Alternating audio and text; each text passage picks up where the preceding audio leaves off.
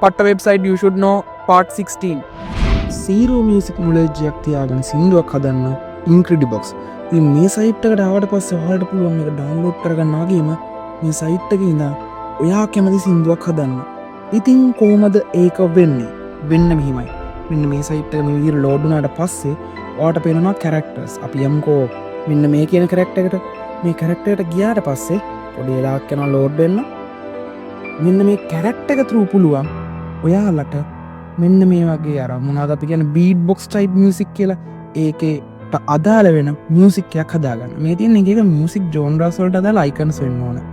ඉතින් මම මෙයාව අරගෙන මෙතනින් දානවා.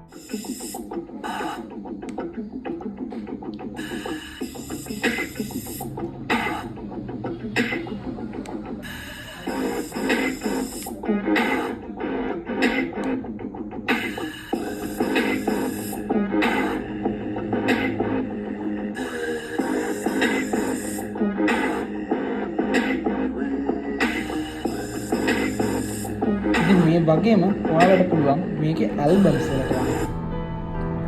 ඇල්බම්ස් වලට ගියාට පස්සේ ඔල්රෙඩි හදලා තියෙන ඇල්බම්ස් අපිට මේකෙන් බලා ගන්න පුළුවන්. ඉතින් නිදහසේ ඉන්න ගමන් මේ වගේ සින්දු ටිකක් අහන්න පට්ට සයිට් එක.